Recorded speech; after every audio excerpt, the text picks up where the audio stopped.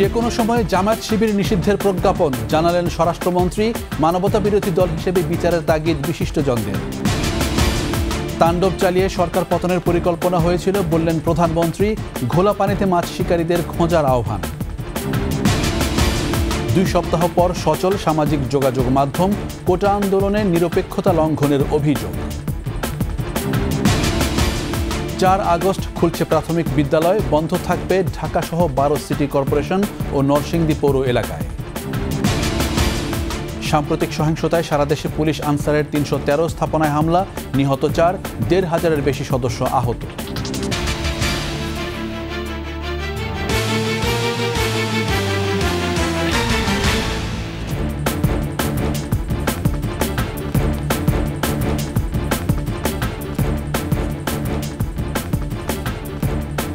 শুনছিলেন first security ইসলামী bank PLC সংবাদ শিরোনাম।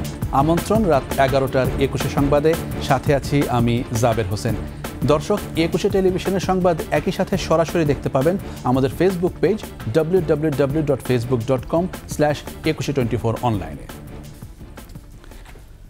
জামায়াত শিবিরকে নিষিদ্ধ করে যে কোনো সময় প্রজ্ঞাপন হতে পারে বলে জানিয়েছেন স্বরাষ্ট্রমন্ত্রী আসাদুজ্জামান খান কামাল। তিনি বলেছেন, সন্ত্রাস দমন আইনের 18 অনুচ্ছেদ অনুযায়ী জামায়াতকে নিষিদ্ধ করা হচ্ছে। মানিক শিকদারের রিপোর্ট। সচিবালয়ে 15 আগস্ট জাতির পিতার 49তম শাহাদত বার্ষিকী পালন নিয়ে সংশ্লিষ্টদের সাথে বৈঠক করেন স্বরাষ্ট্রমন্ত্রী। আমরা ব্যবস্থা নিচ্ছি। পরে সাংবাদিকদের তিনি বলেন, প্রধানমন্ত্রীর সঙ্গেও জামায়াতকে নিষিদ্ধ সহ কয়েকটি বিষয় নিয়ে আলোচনা হয়েছে। 14 দলও জামায়াত শিবিরকে নিষিদ্ধের পরামর্শ দিয়েছে। যে কোনো মুহূর্তে সিদ্ধান্ত জানানো হবে। আমাদের আন্তর্জাতিক যে অপরাধ ট্রাইব্যুনাল, সেই ট্রাইব্যুনাল থেকেও 2-1টি মামলা সিদ্ধান্তের মধ্যে লিখে দিয়েছে এই দলটি জঙ্গি দল হিসাবে একে নিষিদ্ধ করা উচিত হবে। এই ধরনেরই সিদ্ধান্ত তাদেরও ছিল। এই সবগুলি মিলিয়েই সিদ্ধান্ত হয়েছে যে এই দলটাকে নিষিদ্ধ করার জন্য। সেই প্রক্রিয়াটি চলছে এবং যে কোনো সময় প্রক্রিয়াটা শেষ হলেই ঘোষণা হবে। স্বরাষ্ট্রমন্ত্রী বলেন, জামায়াত শিবির আগেই নিষিদ্ধ ছিল। মুক্তিযুদ্ধের পক্ষ এবং সুশীল সমাজ জামায়াতকে নিষিদ্ধের কথা বলে আসছে। এটা সাধারণ মানুষের দাবি ছিল। এটা আগেই নিষিদ্ধ ছিল। আপনারা জানেন, জিয়া রহমান সাহেব এসে আবার তাদেরকে রাজনৈতিক অধিকারটা দিয়েছিল। তিনি বলেন, চলমান পরিস্থিতি তৈরি করেছে জামায়াত শিবির, ধ্বংসাত্মক কাজ করেছে। তাদের বিচারের মুখোমুখি করতেই নিষিদ্ধ করা হচ্ছে। কার গুলিতে কতজন নিহত হয়েছে, আহত হয়েছে, সবগুলি আমরা প্রকাশ করব। ছাত্র সামনে রেখে পিছনে যারা করেছে সেইগুলো জামায়াত শিবির এবং বিএনপি এবং অন্যান্য জঙ্গি সংগঠনগুলি এর সঙ্গে সম্পৃক্ত হয়েছিল। মানিক শিকদার, 21 টেলিভিশন, ঢাকা। জামায়াত শিবিরের রাজনীতি নিষিদ্ধ করার সিদ্ধান্তে সাধুবাদ জানিয়েছেন আইনবিদরা। সংগঠন হিসেবে জামায়াতের বিচার না হলে মানবতা বিরোধী অপরাধের বিচার অসম্পূর্ণ থেকে যাবে বলে মনে করেন আইন বিশেষজ্ঞরা। এজন্য দ্রুত আইন সংশোধনের আহ্বান জানান তারা। বিস্তারিত শাকেরা আরজুর রিপোর্টে। আন্তর্জাতিক অপরাধ ট্রাইব্যুনালের একাধিক রায়ের পর্যবেক্ষণে জামায়াতে ইসলামীকে একটি অপরাধী সংগঠন বলা হয়েছে। এর মধ্যে জামায়াতের সাবেক আমির গোলাম আজমকে আমৃত্যু কারাদণ্ডাদেশ দেওয়ার রায়ের পর্যবেক্ষণে ট্রাইব্যুনাল বলেছেন, ৭১-এর স্বাধীনতা যুদ্ধের সময় জামায়াতে ইসলামী একটি রাজনৈতিক দল হিসেবে ইচ্ছাকৃতভাবে অপরাধী সংগঠনের মতো কাজ করেছে। ট্রাইব্যুনালের অন্তত 4টি রায়ে জামাতকে পাকিস্তানি সেনাদের সহযোগী বাহিনী হিসেবে উল্লেখ করা হয়েছে। এসব রায়ের পর্যবেক্ষণে ট্রাইব্যুনাল মুক্তিযুদ্ধের সময় নৃশংসতার জন্য পাকিস্তানি সেনাদের পাশাপাশি জামাতকে দায়ী করা হয়েছে। জামাতের বিরুদ্ধে ৭১-এ যুদ্ধাপরাধ, গণহত্যা ও মানবতা বিরোধী অপরাধের 7 ধরনের অপরাধ সংগঠনের অভিযোগ এনে 2014 সালের 27 মার্চ ট্রাইব্যুনালে রাষ্ট্রপক্ষের প্রধান কৌঁসুলির কার্যালয়ে প্রতিবেদন জমা দেয় তদন্ত সংস্থা। সমূল উৎপাদন করতে গেলে জামাতের স্বরূপ উদ্ঘাটন করার জন্য এই বিচারটি প্রকাশ্য করলে এই বিচারটি হওয়া উচিত বলে আমি মনে করি। জামাত ও এর অঙ্গ সংগঠনগুলোকে ৭১-এর নৃশংসতার জন্য তদন্তে প্রাথমিকভাবে অভিযুক্ত করা হয়েছে। এজন্য তাদের সম্পদ বাজেয়াপ্ত করা সহ কার্যক্রম নিষিদ্ধ ও অবলুপ্তি চেয়েছিল তদন্ত সংস্থা। এরপর এই বিষয়ে আর কোনো পদক্ষেপ নেই। যদিও বেশ কবার বিভিন্ন মহল থেকে দাবি এসেছে আইন সংশোধন করে সাজার বিষয়টি সুরাহা করার জন্য। নতুন প্রজন্ম জানতে পারবে যে ৭১ সালে জামাতে ইসলামীর কী ভূমিকা ছিল, কিভাবে তারা কাজগুলো করেছে। এটি আমি মনে করি যে বাংলাদেশের ইতিহাসের জন্য অত্যন্ত প্রয়োজন। জামাত শিবিরের রাজনীতি নিষিদ্ধের বিষয়টিকে ইতিবাচক হিসেবে দেখছেন আইনবিদরা। আমরা আশা করব নির্বাহী আদেশে যে ভাষাটি হবে সেই ভাষাটিকে আইনের মধ্যে থেকে ভাষাটি পরিশুদ্ধভাবে হবে, যাতে এটি কোনো জায়গায় চ্যালেঞ্জ করার সুযোগ না থাকে, সেই জায়গাটিকে আমরা চাইব। তবে মুক্তিযুদ্ধের সময় জামাতের ভূমিকার জন্য বিচার দ্রুত করার তাগিদ দেন এই আইনবিদ। ৭১ তাদের যে ভূমিকা, সেই ভূমিকার জন্য তো তারা কোথাও জবাবদিহি করেনি। যেটা আমি বারবার বলছি যে তারা একটা ক্রিমিনাল অর্গানাইজেশন। তো এই ক্রিমিনাল অর্গানাইজেশনের কি ক্রাইম তারা কমিট করেছে, সেই ক্রাইমটা তো উচিত যে কোর্টে একটা ট্রায়ালের মাধ্যমে এসে সেটার জন্য তাদেরকে জবাবদিহিতার সম্মুখীন করা। সংগঠন হিসেবে জামাতের বিচার না হলে মানবতাবিরোধী অপরাধের বিচার অসম্পূর্ণ থেকে যাবে বলে মনে করেন আইন বিশেষজ্ঞরা।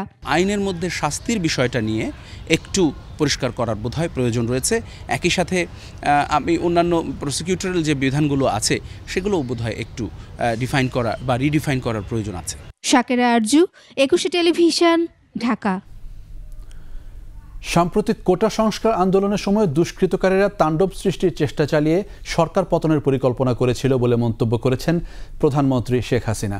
গণভবনে প্রধানমন্ত্রীর সাথে দেখা করেন বাংলাদেশে নিযুক্ত ভারতের হাইকমিশনার প্রণয় বর্মা। এ সময় প্রধানমন্ত্রী বলেন, নৈরাজ্যবাদীরা শ্রীলঙ্কার মতো সহিংসতা সৃষ্টি করে সরকারকে ক্ষমতাচ্যুত করতে চেয়েছিল। সাক্ষাৎ শেষে প্রধানমন্ত্রীর প্রেস সচিব আলোচনার বিষয় তুলে ধরে এসব তথ্য জানান। সাক্ষাতে প্রধানমন্ত্রীর বিনিয়োগ বিষয়ক উপদেষ্টা ও মুখ্য সচিব সহ ঊর্ধ্বতন কর্মকর্তারা উপস্থিত ছিলেন।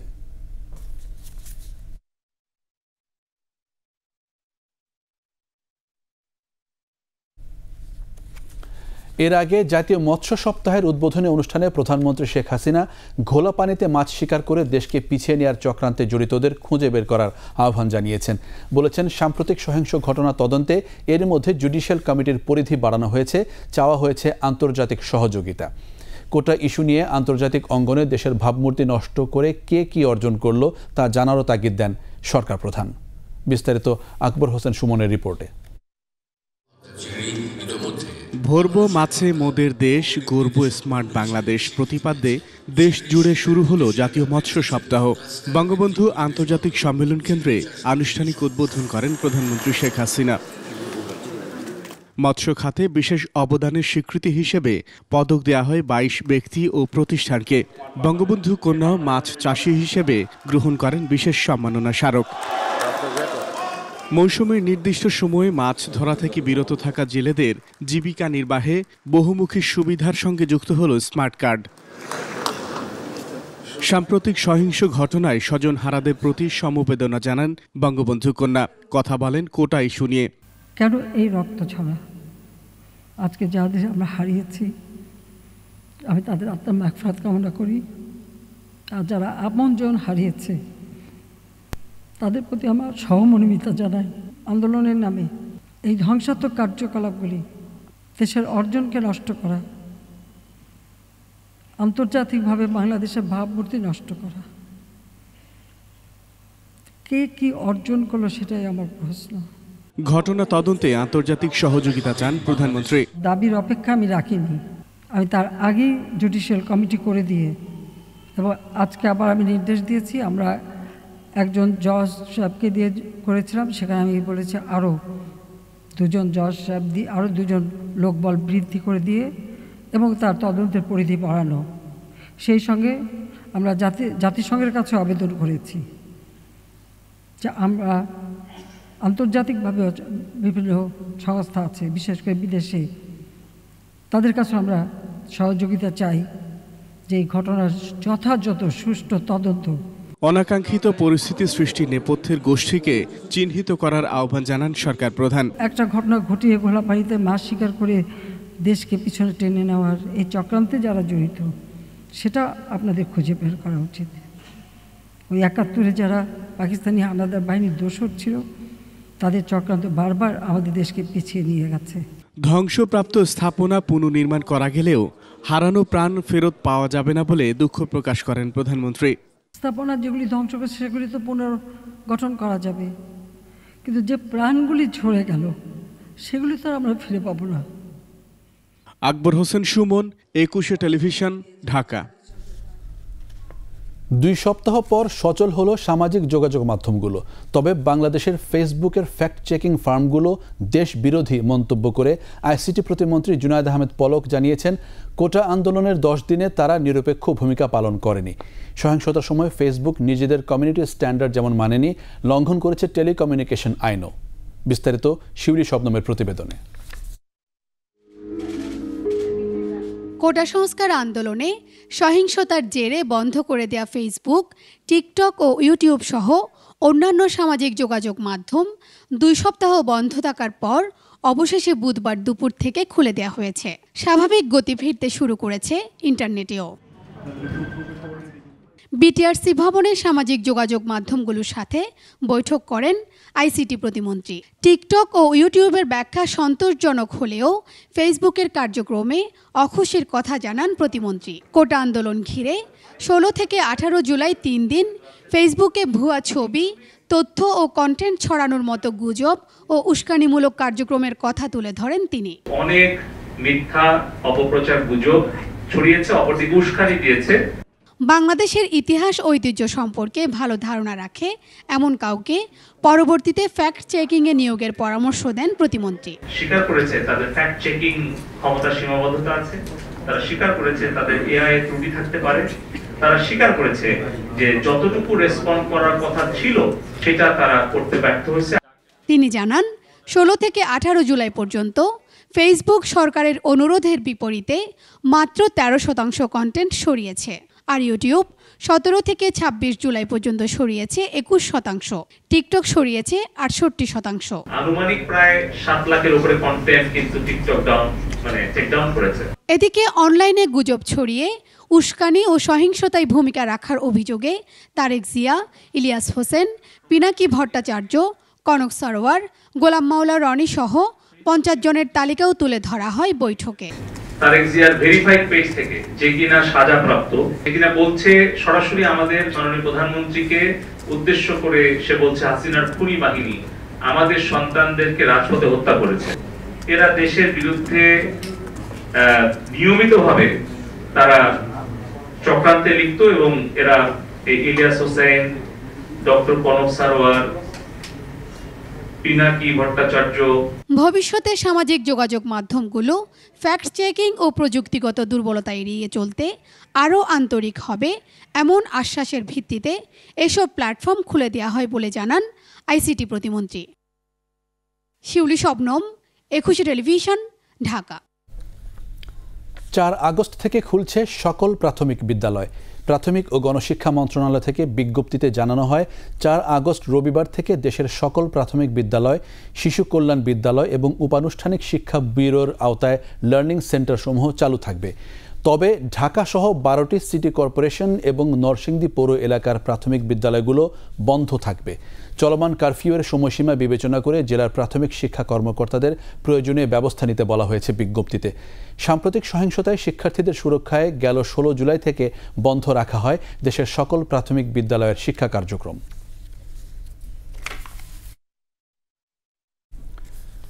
বেঞ্চের একজন বিচারপতি অসুস্থ থাকায় আন্দোলনকারীদের উপর গুলি না চালানোর নির্দেশনা ও 6 জন কোটা সমন্বয়কের ডিবি হেফাজত থেকে মুক্তির নির্দেশনা চেয়ে রিটের শুনানি ও আদেশ হয়নি আজ। শুনানির পরবর্তী তারিখ পরে জানানো হবে বলেও জানানো হয়। বিচারপতি মোস্তফা জামান ইসলাম ও বিচারপতি এস.এম. মাসুদ হোসেন দোলনের বেঞ্চে আজ এ শুনানি হওয়ার কথা ছিল। সোমবার আন্দোলনকারীদের উপর গুলি না চালানোর নির্দেশনা ও 6 জন সমন্বয়কের ডিবি হেফাজত থেকে মুক্তির নির্দেশনা চেয়ে রিট দায়ের করা হয়। সুপ্রিম কোর্টের আইনজীবী মঞ্জুর আল মতিন পিতম ও আইনুন্নাহার সিদ্দিকা লিপি রিটটি দায়ের করেন। আদালতের যারা বেঞ্চ অফিসার থাকেন তারা জানিয়েছেন যে বিচারপতিদের মধ্যে একজন অসুস্থ হওয়ায় তিনি আসছেন না, ফলে শুনানিটা আজকে হচ্ছে না। এটা আগামীকালকেও হতে পারে। আমরা দেখব যে আসলে আগামীকালকে এই বেঞ্চটা কার্যক্রম অব্যাহত থাকে কিনা। যদি থাকে তাহলে কালকে শুনানি হবে। বৈষম্য বিরোধী ছাত্র আন্দোলনের মার্চ ফর জাস্টিস কর্মসূচি ঘিরে দেশের বিভিন্ন স্থানে পুলিশের সাথে আন্দোলনকারীদের ধাওয়া পাল্টা ধাওয়া হয়েছে। বিশৃঙ্খলার অভিযোগে আটক করা হয়েছে বেশ কয়েকজনকে। চট্টগ্রামে কর্মসূচি ঘিরে আদালত পাড়ায় মুক্তিযুদ্ধের সপক্ষের আইনজীবী ও বিএনপি জামায়াত সমর্থিত আইনজীবী ঐক্য পরিষদের আইনজীবীরা মুখোমুখি অবস্থানে ছিল ঘণ্টা চারেক। সিলেটে আন্দোলনকারী ও পুলিশের সাথে ধাওয়া পাল্টা ধাওয়া হয়। খুলনায় পুলিশের সাথে ধস্তাধস্তিতে জড়ান আন্দোলনকারীরা। বরিশালে পুলিশ, শিক্ষার্থী ও রাজনৈতিক দলের মধ্যে ধাওয়া পাল্টা ধাওয়া হয়। পরে জামাত শিবিরের বেশ কয়েকজনকে আটক করে পুলিশ। রাজশাহীতে পুলিশের গাড়িতে হামলা চালিয়ে ভাঙচুর করেছে দুর্বৃত্তরা। এই ঘটনায় পুলিশ 5 জনকে আটক করে। ময়মনসিংহ নগরীর 0 পয়েন্ট এলাকায় বিক্ষোভ হয়েছে। এছাড়া নরসিংদী, নোয়াখালী, ঠাকুরগাঁও, ঝিনাইদহ, যশোর, গাইবান্ধা, দিনাজপুর, বগুড়া সহ বিভিন্ন স্থানে সমাবেশ হয়েছে।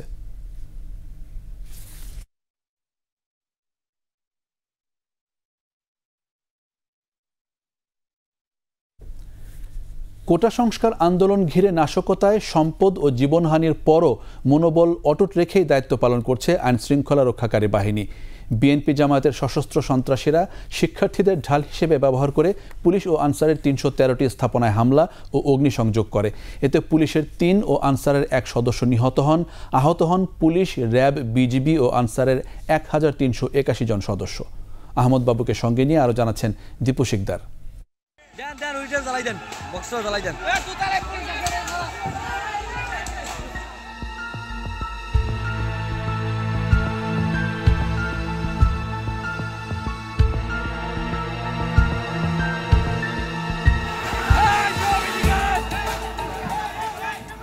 কোটা আন্দোলনকে পুঁজি করে গড়ে ওঠা সহিংসতায় সক্রিয় অংশগ্রহণ করে বিএনপি জামায়াতের সশস্ত্র সন্ত্রাসীরা।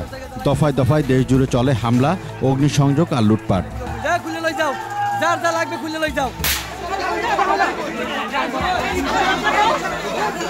হামলা ও অগ্নিসংযোগে টার্গেট হয় পুলিশ, র্যাব, বিজিবি ও আনসার সদস্য এবং বিভিন্ন স্থাপনা।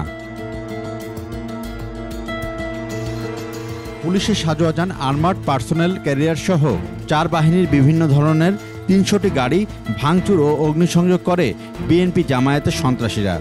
আক্রান্ত হয় 313টি স্থাপনা। এ সময় 4 বাহিনীর প্রায় 1,500 সদস্য গুরুতর আহত হন। নিহত হন পুলিশের 3 ও আনসারের 1 সদস্য। পুলিশের তথ্য বলছে, পুলিশের 235 স্থাপনায় অগ্নিসংযোগ ও ভাঙচুর হয়। এর মধ্যে ঢাকা মহানগর পুলিশের 80টি স্থাপনা ও কার্যালয় ভাঙচুর করে আগুন ধরিয়ে দেয় সন্ত্রাসীরা। শুধু রাজধানীতে মহানগর পুলিশের ক্ষতি হয় 61 কোটি। এছাড়া পুলিশের 236টি যানবাহন ভাঙচুর ও অগ্নিসংযোগ হয়। সহিংসতায় নিহত হন পুলিশের 3 সদস্য, আহত হন 1131 জন। তথ্য অনুযায়ী আনসার ও গ্রাম প্রতিরক্ষা বাহিনী সারা দেশে 78 স্থাপনা ভাঙচুর ও অগ্নিসংযোগ হয়। এর মধ্যে ঢাকায় আক্রান্ত হয় 30টি স্থাপনা। ভাঙচুর ও অগ্নিসংযোগের সময় রাজধানীর মতিঝিলে নিহত হন 1 আনসার সদস্য, আহত হন 98 জন। র্যাব ও বিজিবি স্থাপনায় কোনো হামলা না হলেও নাশকতাকারীদের হামলায় র্যাবের শতাধিক সদস্য আহত হন। ভাঙচুর হয় র্যাবের 13টি গাড়ি। আর দায়িত্ব পালনের সময় আহত হন 52 বিজিবি সদস্য। আইন শৃঙ্খলা রক্ষাকারী বাহিনী বলছে, টার্গেট করে হামলা হয়েছে, তবে দেশের সম্পদ রক্ষা ও মানুষের নিরাপত্তা নিশ্চিত করতে পিছপা হননি তারা। পুলিশকে অন্যতম টার্গেট করে কিন্তু পুলিশ স্থাপনা এবং পুলিশের যানবাহন এবং পুলিশ সদস্যদের উপর কিন্তু নারকীয় তাণ্ডব চালানো হয়েছে। প্রথম বুলেটটি যারা ছুঁড়েছিল মুক্তিযুদ্ধের সময়, সেই বাহিনী কিন্তু দেশের যে কোনো সংকটে, সংঘাতে কিন্তু এত সহজে দমে যাওয়ার নয়। কোনো অপরাধীরা নারকীয় তাণ্ডব চালানোর চেষ্টা করে, যে অরাজকতার চেষ্টা করে, তার বিরুদ্ধে অতীতেও যেমন বাংলাদেশ পুলিশ বুক চিতিয়ে দাঁড়িয়েছে, ভবিষ্যতেও কিন্তু বাংলাদেশ পুলিশের সদস্যরা কিন্তু এই ধরনের অপশক্তিকে রোধ করার জন্য কিন্তু বাংলাদেশ পুলিশ বুক চিতিয়ে দাঁড়াবে। আমাদের মনোবল অটুট রয়েছে, আমাদের সাহস সেটি অটুট রয়েছে। মনোবল ধরে রেখেই দায়িত্ব পালন করা হচ্ছে বলছে র্যাব। স্পেসিফিকভাবে যাদের আমরা সংশ্লিষ্টতা পাচ্ছি, বিভিন্ন ধরনের ফোন রেকর্ড, কল রেকর্ড এবং বিভিন্ন ধরনের আমরা যে সিসিটিভি ফুটেজগুলি পাচ্ছি সেগুলো বিশ্লেষণ করছি এবং আমরা কাজ করে যাচ্ছি। এখানে আমাদের মনোবলের কোনো ঘাটতি নেই। আমরা অত্যন্ত কঠোর মনোবল নিয়ে আমরা আমাদের কাজ করে যাচ্ছি। আইন শৃঙ্খলা রক্ষাকারী বাহিনীর উপর হামলার ঘটনায় ক্ষয়ক্ষতির পরিমাণ নির্ধারণে কাজ চলছে বলে জানান এই কর্মকর্তা। দীপু শিকদার, 21 টেলিভিশন, ঢাকা। নিচ্ছি সংবাদ বিরতি। যখন ফিরছি তখন অন্যান্য খবরের সঙ্গে আরও থাকবে। সহিংসতায় সিলেটের পর্যটন ও আমদানি রপ্তানি খাতে হাজার কোটি টাকার ক্ষতি, বিভিন্ন স্থাপনায় আগুন ভাঙচুর।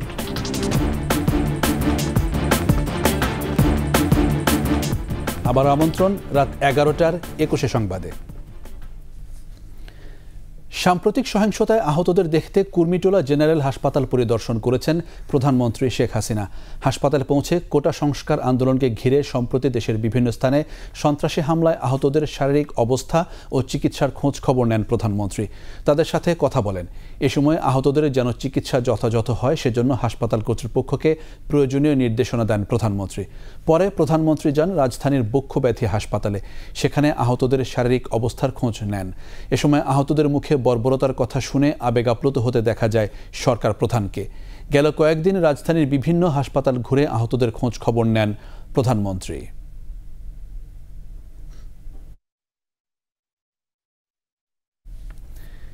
মুক্তিযুদ্ধ ও গণতন্ত্র বিরোধীদের বিরুদ্ধে প্রতিরোধ গড়ে তোলার আহ্বান জানিয়েছেন আওয়ামী লীগের সাধারণ সম্পাদক ওবায়দুল কাদের। বঙ্গবন্ধু এভিনিউয়ে দলের কেন্দ্রীয় কার্যালয়ে সাবেক ছাত্রলীগ নেতাদের সঙ্গে মতবিনিময় সভায় ওবায়দুল কাদের বলেন, প্রধানমন্ত্রী শেখ হাসিনার হাতকে শক্তিশালী করার বিকল্প নেই। আওয়ামী লীগ সাধারণ সম্পাদক আরও বলেন, জনগণের প্রতিরোধের মুখে বিএনপি জামায়াত পদ্মা সেতু আক্রমণ করতে পারেনি, কিন্তু সেতু ভবন, এলিভেটেড এক্সপ্রেসওয়ে, বিটিভি ভবন ও মেট্রো রেলে আক্রমণ করতে পেরেছে তারা। এই মুহূর্তে শেখ হাসিনায় কাণ্ডারি মন্তব্য করে ছাত্রলীগের সাবেক নেতাদের সবাইকে ঐক্যবদ্ধ হওয়ার আহ্বান জানান ওবায়দুল কাদের। শক্তি, স্বাধীনতা বিরোধী, মুক্তিযুদ্ধ বিরোধী, গণতন্ত্র বিরোধী এই অপশক্তিকে যে কোনো মূল্যে আমাদের প্রতিরোধ করতে হবে। শেখ হাসিনার হাতকে শক্তিশালী করে তিনি আজকে জাতীয় জীবনে স্বস্তি ফিরিয়ে এনেছেন। কোটা সংস্কার আন্দোলনের নামে শিক্ষার্থীদের সামনে রেখে বিএনপি জামায়াত সারা দেশে সন্ত্রাসী কার্যক্রম চালিয়েছে বলে অভিযোগ করেছে ছাত্রলীগ। জাতীয় জাদুঘরের সামনে জাতীয় শোক দিবস উপলক্ষে মোমবাতি প্রজ্বলন করে সংগঠনটি। পরে ছাত্রলীগের সভাপতি বলেন, দেশব্যাপী যে সন্ত্রাসী কার্যক্রম চালানো হয়েছে এর দায়ভার বিএনপি জামায়াতকে নিতে হবে। শোকের মাস আগস্টকে শক্তিতে রূপান্তরিত করে সংগঠনকে আরও এগিয়ে নেওয়ার কথাও বলেন তিনি। শিক্ষার্থীদের কাঁধে বন্দুক রেখে বিএনপি জামায়াত দেশব্যাপী যে তাণ্ডব চালিয়েছে, সহিংসতা চালিয়েছে, বিএনপি জামায়াতের সশস্ত্র তাণ্ডব, ছাত্রদল ছাত্র শিবিরের সশস্ত্র তাণ্ডবের শিকার হয়ে আজকে সাধারণ শিক্ষার্থীরা মৃত্যুবরণ করেছে। এর দায়ভার পুরোপুরি বিএনপি জামায়াত ছাত্রদল ছাত্র শিবিরকে গ্রহণ করতে হবে বলে মনে করি। কোটা আন্দোলনকে কেন্দ্র করে র্যাবের হেলিকপ্টার টহল থেকে কোনো ধরনের গুলি ছোঁড়া হয়নি বলে জানিয়েছেন র্যাবের মিডিয়া উইংয়ের পরিচালক লেফটেন্যান্ট কর্নেল মুনিম ফেরদৌস। র্যাবকে নিয়ে এই ধরনের গুজব না রটানোর আহ্বান জানিয়েছেন lieutenant colonel Munim Ferdous.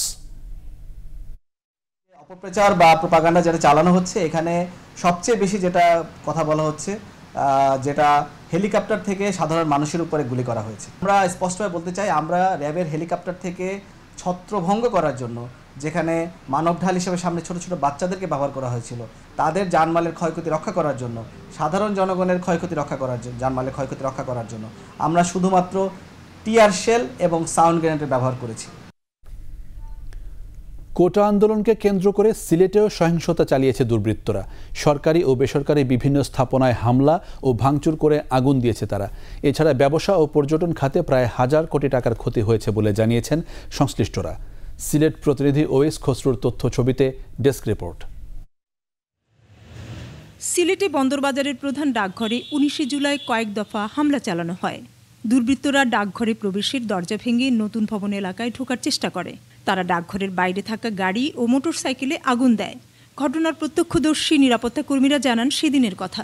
Gate ভেঙে ভিতরে ঢুকে আমাদের ডেপুটি পোস্টমাস্টার জেনারেলের কার্যালয়ের 2য় তলার গ্লাস এবং আমাদের রেস্ট হাউস আছে, ওই রেস্ট হাউসের গ্লাস পরবর্তীতে আবার হামলা করে আমাদের নতুন ভবনের গ্লাসগুলো ভেঙে ওরা চলে যায়। এদিকে কর্মকর্তারা জানিয়েছেন, কয়েক দফা হামলায় ডাকঘরের ক্ষতির পরিমাণ প্রায় কয়েক কোটি টাকা। দুষ্কৃতিকারীরা ভিতরে ঢুকে প্রথমত নিচের গ্লাস, আমার ডিপিএমজি অফিস, পুরাতন ডাকঘর ভবনের এবং এজেন্ট ফিল্ডের সকল গ্লাস ভেঙে ফেলে, প্রচন্ড আতঙ্ক সৃষ্টি করে, আমাদের মেল গাড়িগুলো ভেঙে ফেলে। আনুমানিক ধারণা করতেছে প্রায় কয়েক লক্ষাধিক টাকা ক্ষতি হয়েছে, এটা 50 লাখ টাকার উপরে হয়ে যেতে পারে। দুদিনের সহিংসতায় নগরের বন্দরবাজার, মদিনা মার্কেট, আখালিয়া, তেমুখী, বিশ্ববিদ্যালয় এলাকা সড়কের ডিভাইডার ও গাছগাছালি ভেঙে আগুন দেয় দুর্বৃত্তরা। এ সময় তারা পুলিশ বক্স, আওয়ামী লীগ কার্যালয়েও আগুন দেয়। এতে অনেক ক্ষতি হয়েছে বলে জানিয়েছেন নগর কর্মকর্তারা। ক্ষয়ক্ষতিগুলো পরিমাপ করে পরিদর্শন করে একটা প্রতিবেদন তৈরি করার জন্য আমাদের সিটি কর্পোরেশন থেকে সচিব সাহেবের নেতৃত্বে একটা 5 সদস্য একটা কমিটি গঠন করেছে। সেই কমিটি এগুলো পরিমাপ করে টাকার অঙ্কে 14 কোটি টাকার মতো ক্ষয়ক্ষতি হয়েছে। ব্যবসায়ী নেতারা জানিয়েছেন সহিংসতায় পর্যটন ও আমদানি রপ্তানি খাত সহ অন্যান্য ব্যবসায় ক্ষতি হাজার কোটি টাকার। এই সহিংস রাজনীতিতে দোকানপাট বন্ধ, কারফিউ সবকিছু মিলে কিন্তু আমরা এখন অলমোস্ট 10 থেকে 15,000 কোটি টাকার মতো আমাদের ক্ষয়ক্ষতি ছিল। ব্যবসায়ীদের জন্য একটা প্রণোদনার ব্যবস্থা করে দেওয়া হয়। সার্বিক পরিস্থিতি পর্যবেক্ষণ করে পুলিশ কর্মকর্তা জানিয়েছেন, সিলেটে সহিংসতার ঘটনায় যারা জড়িত সিসিটিভির ফুটেজ দেখে শনাক্ত করে গ্রেফতার করা হচ্ছে। এ পর্যন্ত 142 জনকে গ্রেফতার করা হয়েছে। Banasree Dolly, desk report, 21 television. Narsingdi কারাগারে হামলা ভাঙচুরের সময় দায়িত্ব পালনে অবহেলার দায়ে কারারক্ষীসহ 77 জনকে বরখাস্ত করা হয়েছে। দুপুরে বিষয়টি নিশ্চিত করেন নরসিংদী জেল সুপার শামীম ইকবাল। এর মধ্যে 66 জন কারারক্ষী এবং অন্যান্য পদে থাকা 10 জন। এর আগে দায়িত্বে অবহেলার দায়ে জেল সুপার আবুল কালাম আজাদ এবং জেলার কামরুল ইসলামকে বরখাস্ত করা হয়। পাশাপাশি তাদের বিরুদ্ধে মামলা করা হয়েছে। গত 19 জুলাই নরসিংদী জেলা কারাগারে হামলা ভাঙচুর করে 826 জন কয়েদি সহ 85টি আগ্নেয়াস্ত্র, বিপুল সংখ্যক গুলি, জেলখানার যাবতীয় মালামাল ছিনিয়ে নেয় দুর্বৃত্তরা। এই ঘটনায় স্বরাষ্ট্র মন্ত্রণালয়, কারা কর্তৃপক্ষ এবং নরসিংদী জেলা প্রশাসন পৃথক 3টি তদন্ত কমিটি গঠন করে।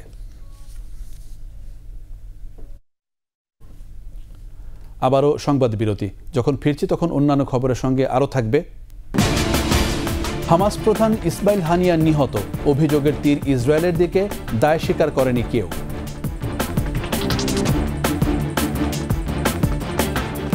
দেখছেন রাত 11টার 21 সংবাদ। কুড়িগ্রামে বন্যার পানি নেমে যাওয়ার পর তীব্র হচ্ছে নদী ভাঙন।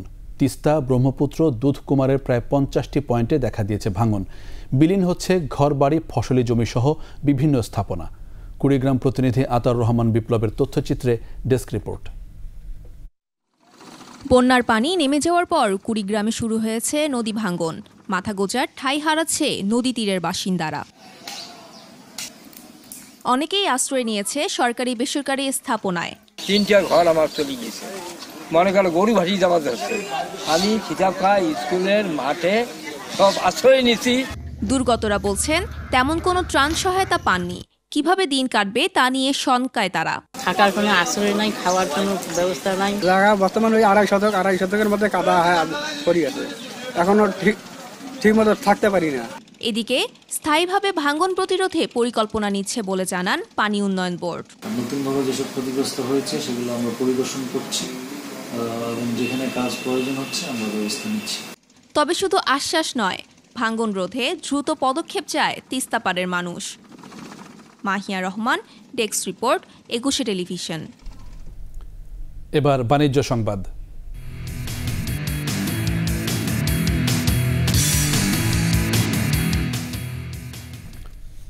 একদিনের ব্যবধানে হিলি স্থলবন্দরে পেঁয়াজের দাম কমেছে কেজিতে 4 থেকে 5 টাকা। মঙ্গলবার বন্দরে পাইকারি পর্যায়ে প্রতি কেজি পেঁয়াজ 85 থেকে 86 টাকা দরে বিক্রি হলেও বুধবার তা কমে 80 থেকে 82 টাকা দরে বিক্রি হচ্ছে। আমদানিকারকরা বলেন, বাজারে পেঁয়াজের সরবরাহ স্বাভাবিক রাখতে ও দাম নিয়ন্ত্রণে ভারত থেকে পেঁয়াজ আমদানি অব্যাহত রেখেছেন তারা। ব্যবসায়ীরা বলছেন, ভারত সরকার পেঁয়াজ রফতানিতে 40% শুল্ক আরোপ করায় পেঁয়াজ বাড়তি দামে কিনতে হচ্ছে। তবে চাহিদার তুলনায় সরবরাহ বাড়ায় পেঁয়াজের দাম কমছে। শেষ করছে রাত 11টার 21 সংবাদ। তবে যাবার আগে ফার্স্ট সিকিউরিটি ইসলামী ব্যাংক পিএলসি সংবাদ শিরোনামগুলো আরও একবার। যে কোনো সময় জামাত শিবির নিষিদ্ধের প্রজ্ঞাপন জানালেন স্বরাষ্ট্রমন্ত্রী। মানবতা বিরোধী দল হিসেবে বিচারে তাগিদ বিশিষ্টজনদের। তাণ্ডব চালিয়ে সরকার পতনের পরিকল্পনা হয়েছিল বললেন প্রধানমন্ত্রী। ঘোলা পানিতে মাছ শিকারীদের খোঁজার আহ্বান। 2 সপ্তাহ পর সচল সামাজিক যোগাযোগ মাধ্যম, কোটা আন্দোলনে নিরপেক্ষতা লঙ্ঘনের অভিযোগ। 4 আগস্ট খুলছে প্রাথমিক বিদ্যালয়, বন্ধ থাকবে ঢাকাসহ 12 সিটি কর্পোরেশন ও নরসিংদী পৌর এলাকায়। সাম্প্রতিক সহিংসতায় সারা দেশে পুলিশ আনসারের 313 স্থাপনায় হামলা, নিহত 4, 1,500-এর বেশি সদস্য আহত।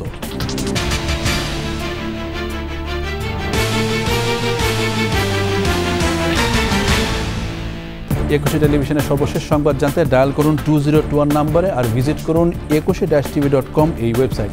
এছাড়া ফেসবুকে ভিজিট করতে পারেন facebook.com/2124 অনলাইনে। এতক্ষণ সঙ্গে থাকার জন্য ধন্যবাদ। আমাদের সঙ্গে থাকুন।